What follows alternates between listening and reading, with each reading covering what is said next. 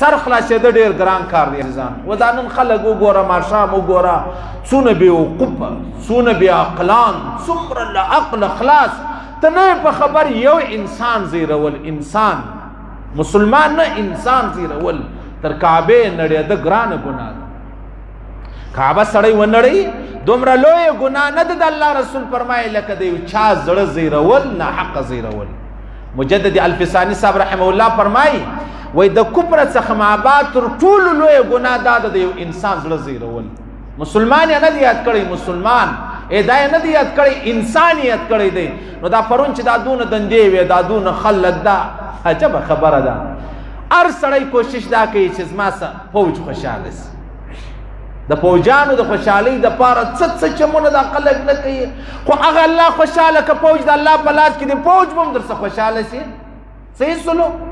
هغه یو هلک اوس میسیج راستولی ویلی ول نن خو د ازادۍ ورځ ده ټیک د شک نشته الله دې د ازادي د رښتیا او ازادي کې خدای پاک دا وطن آباد کړي خدای پاک د کشمیر د مسلمانانو حفاظت وفرمایي الله د کشمیر مسلمانان نه خرابوي څونه لویه بده ورځ ده پر هغو خلکو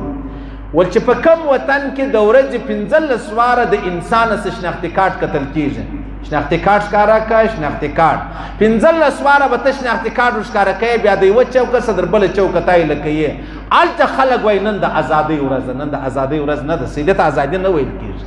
دې ته غلامي وایي چې په 15 واره باندې ته د یوه چوکه څه بل چوک له رځي او بیا ته دونه خوشحاله یې نو عقل ډېر ښه شی دی الله دې د ازادي د رښتیا او ازادي کې خدای پاک دې دا وطن د رښتیا او د اسلام وطن کې الله دې د رښتیا او مقصد لا اله الا الله کې د رښتیا